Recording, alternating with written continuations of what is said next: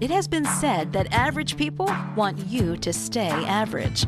Welcome to the Breaking Average podcast, the podcast designed to challenge you to break the mold that average has on the world.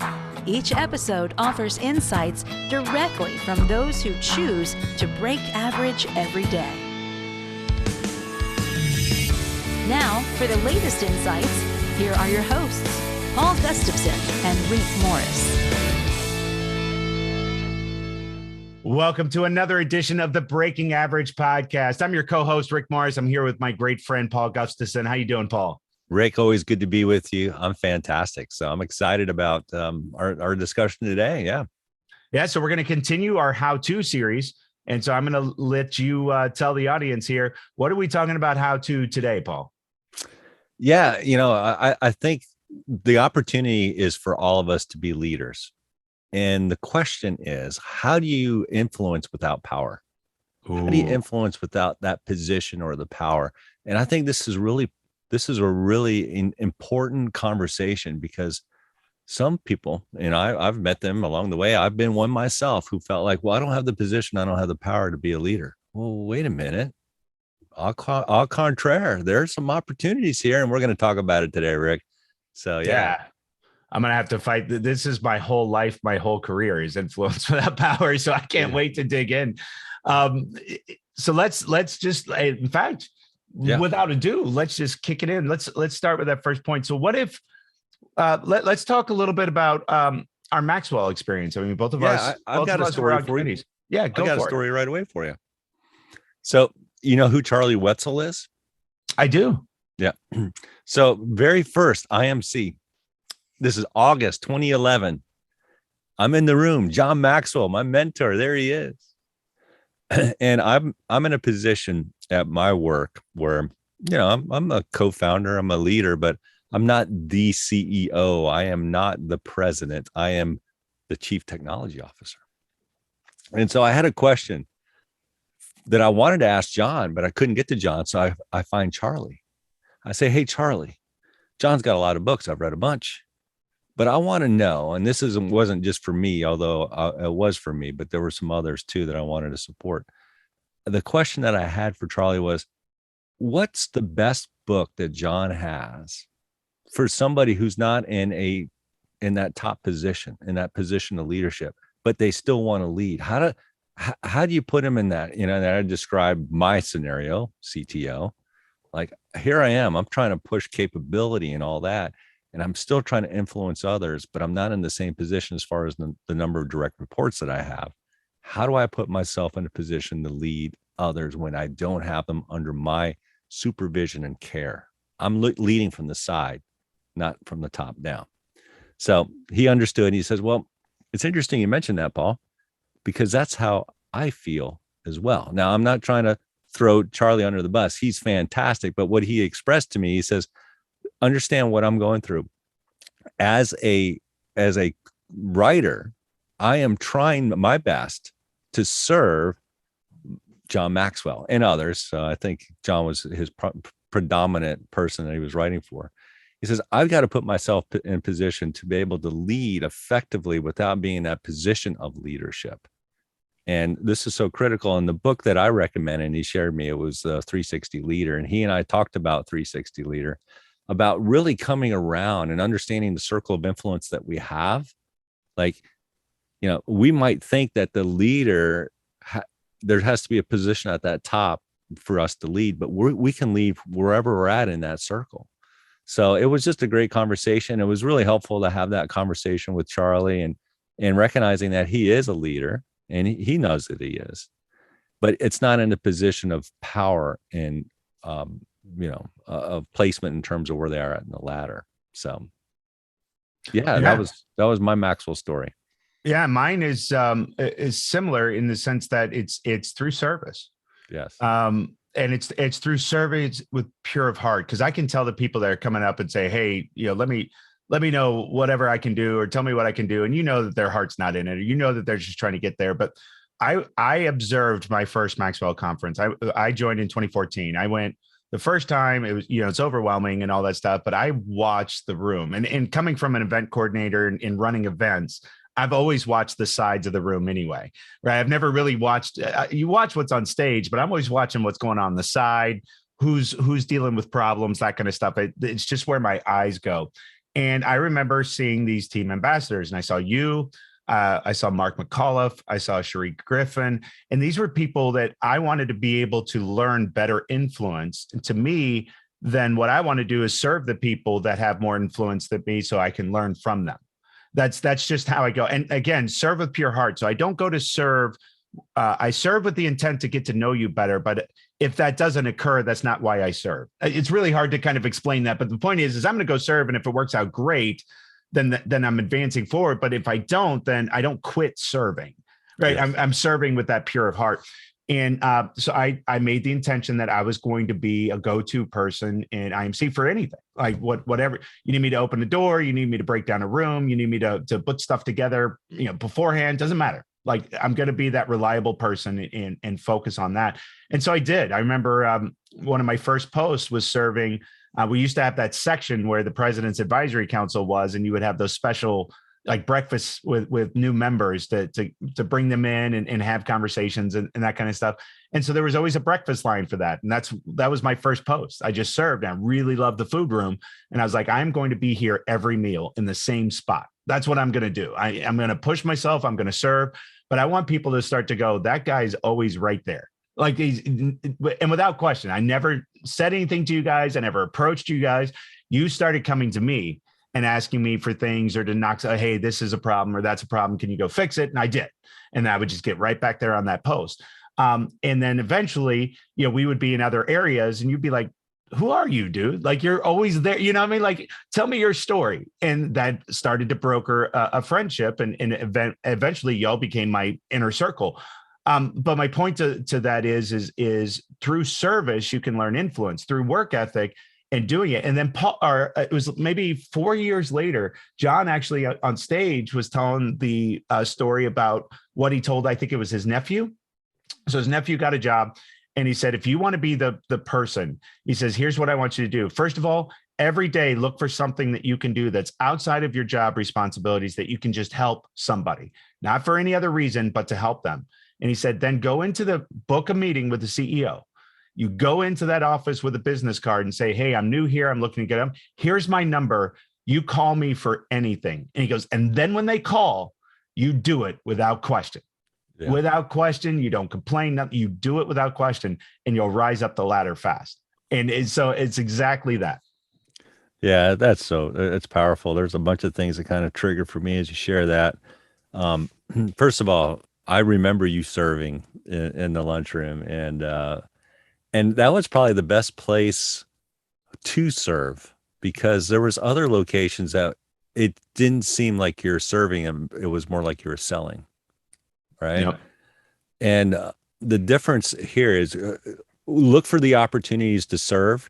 But if you put yourself in a position where it looks like you're selling, that might not be the place you want to be. But if there is an opportunity for you to be somewhere, and it's usually, it might be a sales kind of experience, find a way to flip it.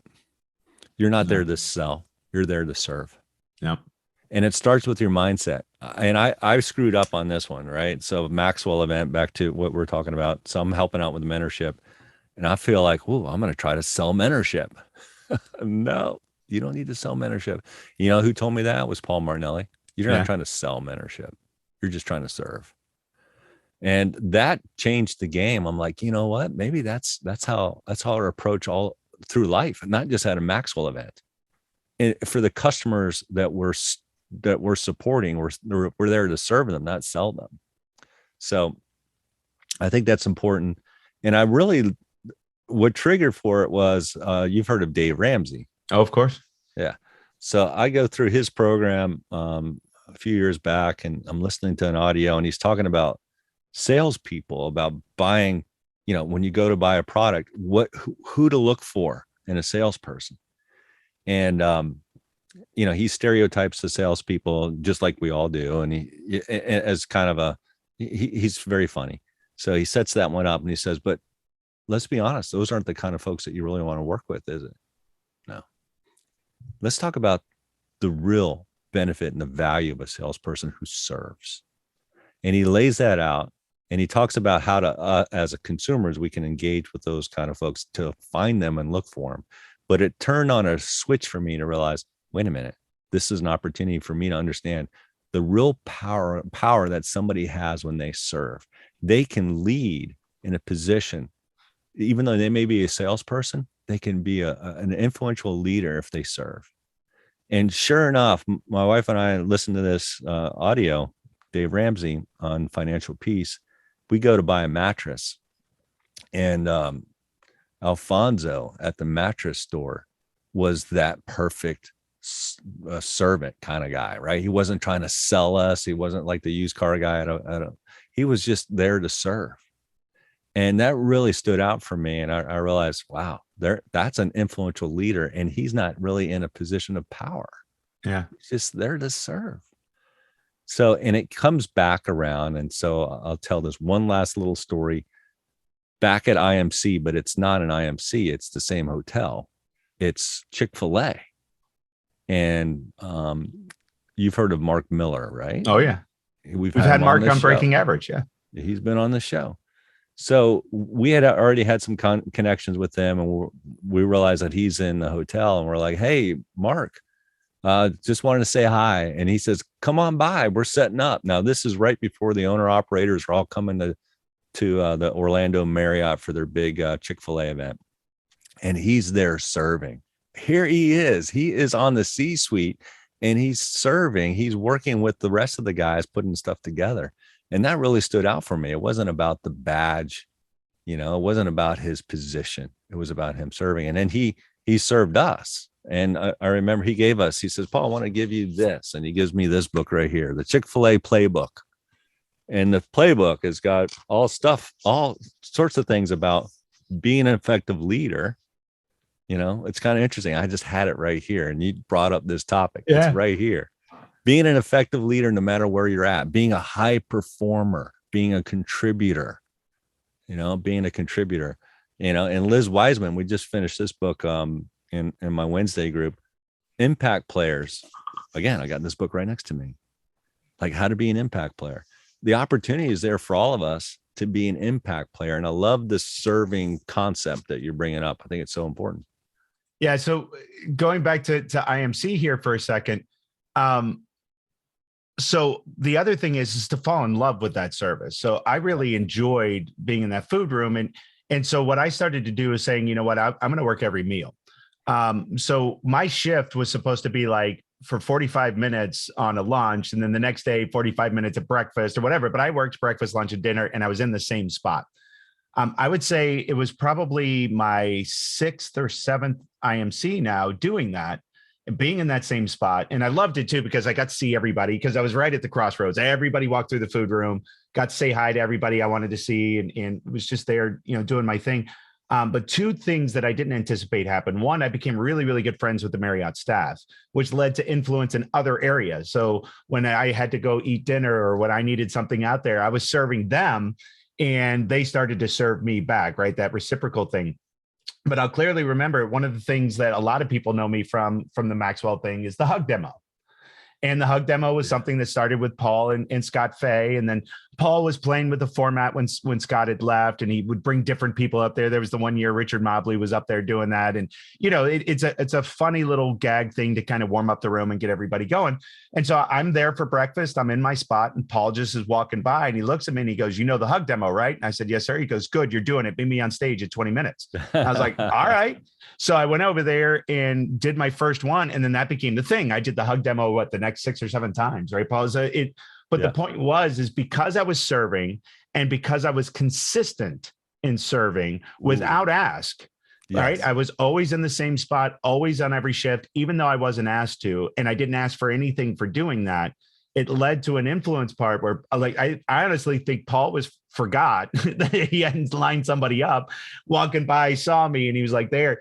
And cute story on that now after the weight loss too. Paul actually reached out to me. He's like, we can't do the hug demo anymore. I need a bigger guy that I can hug and stuff. He's like, it's not funny anymore that you're skinny. And I was like, oh, that was a really, really sweet comment from him. But my point being is through service and without ask and through consistency, without ask. Opportunities opened up that would not have opened up for me if I hadn't done that. And I think it's a really important point.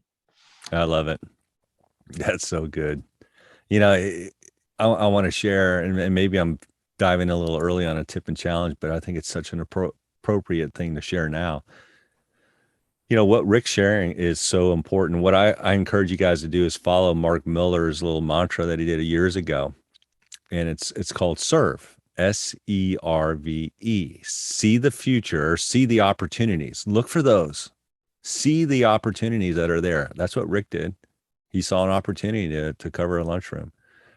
Paul Martinelli saw an opportunity to say, oh, hey, look, here's an opportunity. Because, you know, it comes around. What goes around comes around. So you start to see that, and people will start to leverage you. They see an opportunity for you to be able to plug in and support.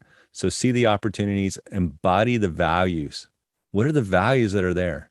Embrace those values, embody those. The R is to reinvent yourself continuously. You need to be consistent. That's what we talked about. What Rick just shared is to be consistent. But there's also an opportunity to find ways to improve, reinvent continuously. Keep doing that. Value results, yes, but relationships more. Results and relationships, they kind of go together. But remember, relationships are absolutely critical, you know, and that's what you did, right? I remember giving you a shout out, like, man, that guy, Rick Morris, I really appreciate just the value that he added, how he embraced everybody. That was so cool. And then the last E is engage and equip others. Engage and equip others. And I think that little mindset, the serve part, that will help elevate you. That'll put you in a position of influence, even if you don't have power, because you do have power. You have a tremendous power in what you can do. We can always look for those opportunities. We can embrace those values. We can reinvent continuously. We can equip and engage others. You know, we can do that. So that's again, early tip and challenge, but that's the thought that I wanted to share. No, I love it. I love it. Let's flip this to a little bit more of a business context. So how do we, right? My whole career has been influence without power, but there's ways that you can do it. And the number one way, I think, is to model the behavior. And I think it's the number one way to be a leader anyway.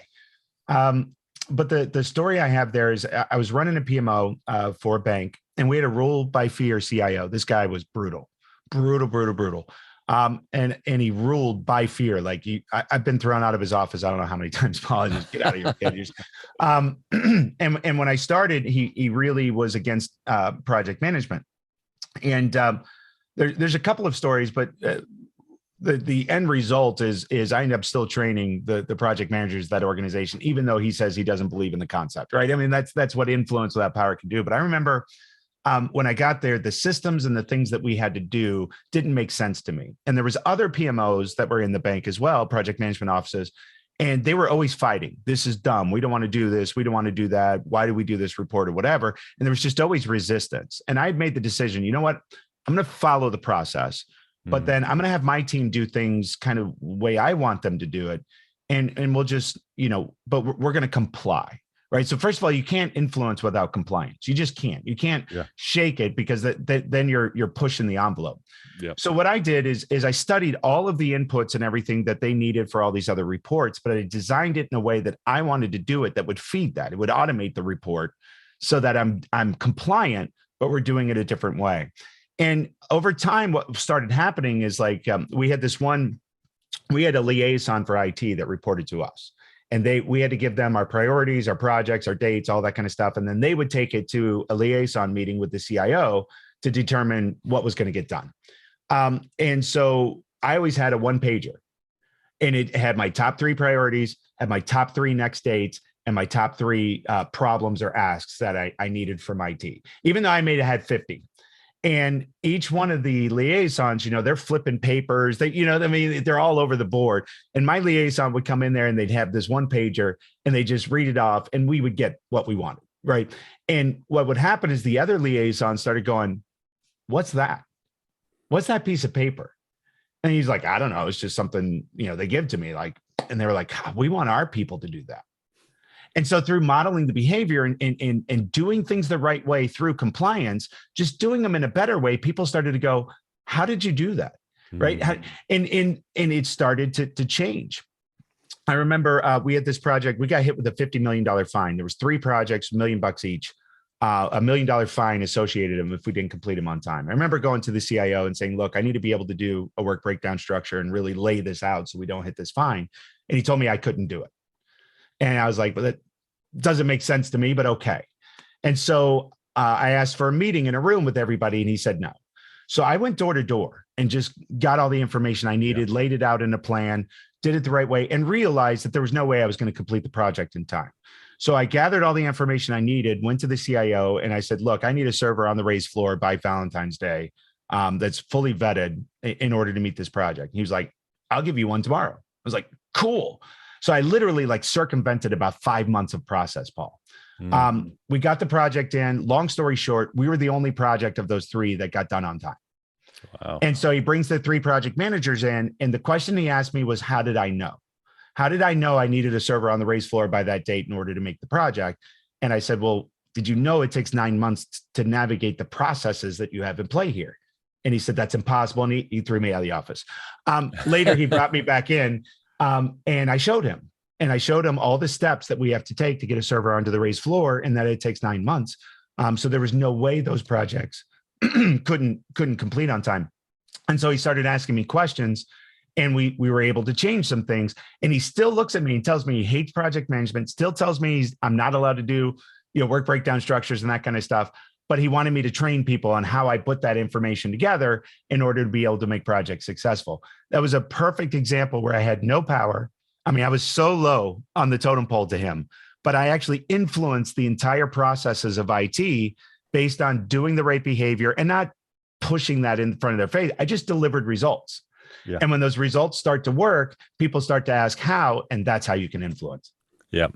And that's why it's important to value results in relationships, So sometimes in a business world, it's results, and others, it's relationships. You need both. And I love that story. It's great. You ever seen The Prophet, Marcus Lemonis? Pure truth. I'd marry that guy. I have a man crush on Marcus. I actually applied to be the partner. I applied to be on that show. I wanted to work with Marcus so bad. I love Marcus. Remember, I got him to do the cameo for us. Yes. I nominated him for the Maxwell Team Award and paid like $300 for a cameo to tell him I nominated him, trying to get into that circle of influence. It didn't work. He was close. Yeah. He was close, but I'm a huge fan of Marcus Lemonis. Yeah, and I love that show because here's a guy who gets it. He's an investor. He's got money. And there's no question about it. He's got power. There's no question about it. But he's walking into somebody else's world. Okay. He doesn't own their business, but he might make an offer. How does he get there? So I watch it intently to see, okay, he's evaluating, he's observing what we talked about earlier. He's seeing what the needs are: people, process, products. Those are his 3 things, right? And so he's looking at it, and he is looking to say, hey, look, what's your P&L, all that stuff. He gets it. And it may be a little difficult at first, but what he's doing is he's paving the way. He's connecting with them at their level. He's if you watch him, he's rolling up his sleeves. He's working with them. Learning the business. Yeah. Learning the business. And I love that he's reinventing himself continuously, which is something I mentioned earlier. And I think we can take the Marcus Lemonis approach. I love that and I like Shark Tank, but it's a totally different world. Yeah. The sharks are sitting in their nice chairs, leaning back, right? They're listening to the pitch. Marcus Lemonis, he's going in and he's trying to understand what's the truth. What's the truth? How can I serve you? Here's what I can do. Do you want to work? Do you want me to work with you? And I'm thinking that's really the mindset we all need to have. So anyway, he does 2 things. He does 2 things every time, Paul, if you watch for it. Number one, when he sets his deal, he's going to give 150,000 for 30% or whatever. He'll spend 225, 250, 300. So he over delivers on his initial spend every time. He'll always put more into the business to show that he cares. The second thing that he does, which is really, really key, is he finds who is the key person that business can't operate without, and it's rarely the owner. There's always that key employee who is bought in, and he'll shave part of his equity to give them ownership. Every time he'll go in there and say, look, we're 33% owners or whatever, right? I'm 50%, you're 50, whatever it turns out to be. He'll turn around and go, look, I want to give that person 5% equity, but I'm going to take it out of my share. Yeah. And he allows that influence to grow. So much so that's my retirement plan. Like, I see how he builds, not only that, but he's building a portfolio, because those small businesses support each other and bring instant revenue to each other. And so he's building an infrastructure that can support everybody while having ownership in all of it. That's absolutely what I want to do. That's absolutely what I want to do. Save small businesses, family-owned businesses. But yeah, I could do 3 hours on Marcus Lemonis. I'm such a fan. Well, it's breaking average. Yeah. It's the perfect example of breaking average. And here's the thing, Marcus Lemonis doesn't have to be the only one who does that. We all have that opportunity in different ways. We may not have, the dollars like a Marcus Lemonis, but we have other things to be able to serve people. And when you serve, you'll be able to put yourself in a position of influence and make a difference. And who knows what will happen. And in fact, I think, it's been a while since I've looked at his story, but if you go back and review his story, you'll see it was through service where he climbed the ranks, right? I think he owns Camping World now too. Right? Yeah, Camping World, he owns all that, but it didn't start off that way. He started off as a impoverished kid in Miami, I think, right? Yeah. He's a adopted child, I believe, if I'm not mistaken. So again, let's invite him, Marcus. I was getting ready to say that. With that, our vision board right now, we will have Marcus Lemonis on this show. Yeah. So Marcus is going to be on our show. So we would love to have you, Marcus. So this has been great. I've actually really enjoyed. I always enjoy these conversations, Rick. It's been a lot of fun. So once you land with the tip and challenge, and maybe I'll have one more, but I want to hear your tip and challenge. So the tip, first of all, is again, influencing without power only happens through service. There's no other way that influence without power, because if you're not serving them, you already have the power. That's it. I mean, that's it, the way that at least I see it. Maybe someone can argue with me on that, but I think if I want to serve or if I want to influence anybody, then I've got to do something that's in their best interest to make them want to do it. The only way you can get there is through service. And so it starts with, that means your kids, that means your spouse, that means your friends, that means your business. The way that you start to enact any kind of change is through modeling behavior in service. So using the serve model, seek the opportunity to do that, right? Seek that opportunity, stay open to that.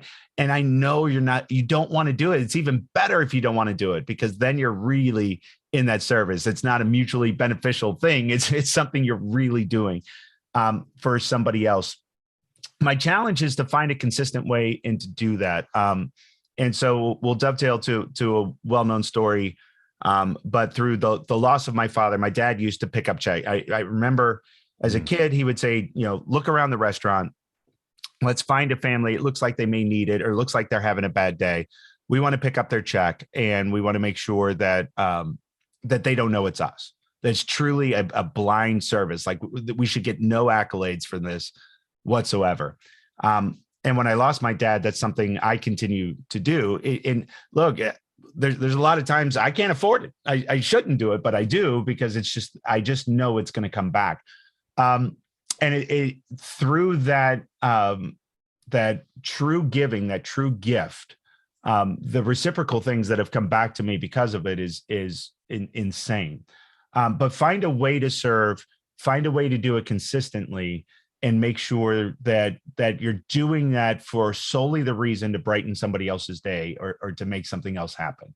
If you do it with any kind of attention, like, I'm going to buy this guy's dinner because I hope I can get a meeting with him for an hour later, you're in the wrong path, because it's been through it's been through, like, I picked up a table and it was somebody else at that table that I didn't know that ended up doing the reciprocation. Does that make sense? Like, I wasn't doing it. It's just to do it with pure of heart. Do it because it's something that you feel good about that would make somebody else's day, whatever it is. It doesn't always have to be a money thing. But one of the things that I saw my son do that I was so proud of is like, he just goes and when he's pulling up our trash can or taking down the trash, we live in condos here, he grabs other people's. Yeah. And nobody knows who did it. But just a kind gesture, something of that sort is my challenge. Just make sure that you're doing something for somebody else that can help them without the intent of getting to know them better or to have business come your way, whatever that may be. And I promise you, if you develop that habit to see those opportunities, that reciprocal nature is going to come your way. Yeah, for sure. My uncle, and I'll share this in my tip and challenge. My uncle, and I've shared this before, and it's worth sharing again. He was essentially one of my mentors. And he was an innovator. He was in a position of leadership, but his approach to life wasn't about the position or the title. It was about adding value to others. And so towards the last part of his days, he and I had a chance to chat, and I asked him a question. And this is probably a powerful question that you should ask any mentor, especially if they've had an impact in your life and maybe in the impact of others. Ask them what the one thing is, the one secret, if you want to call it that, but the one thing that made a difference in their life. And I think what you'll find is Rick's spot on this thing. It's about service, because here's what my uncle shared. So we're driving back from Costco, trying to carry a mattress on top and having a great conversation. And I asked him that question. I said, what's the one thing that you would share that was really impactful? The one thing that maybe I can apply in my life. And he says, Paul, here's the one thing I've discovered. Your outlook drives your output, and your output always comes back around as input. And that really, I still remember that conversation, and it really impacted me, because the way that my uncle looked at life, he didn't see challenges, he saw opportunities.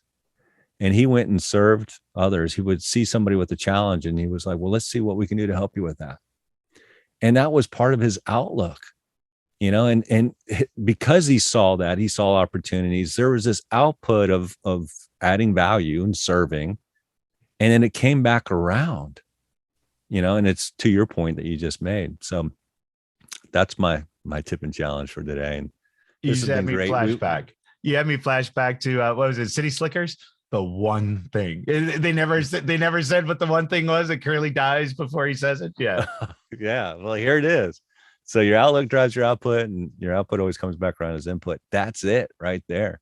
But guys, we want you to come visit us. We're trying to add value to you and serve you every way we can, through this podcast, obviously, through different resources. Check us out at breakingaverage.com. Come visit us. Talk to us. Let us know what's happening. How can we serve you? And we want to encourage you to serve others too. So Rick, this has been fantastic, man. Appreciate you. I always appreciate you, partner. And of course, catch us on Empowered Living Show. Catch us on YouTube, any podcast network out there. We're going to continue to deliver this, and reach out to us on Twitter, on Facebook, on LinkedIn, wherever it is that you like to get your social media. We'd love to hear from you. Thank you, guys. We'll see you next time on the Breaking Average Show.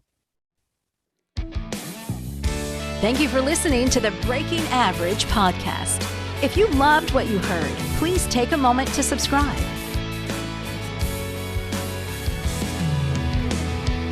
All opinions and comments expressed in this podcast are those of the participants and do not reflect the opinions or views of any of the advertisers, producers, or platforms.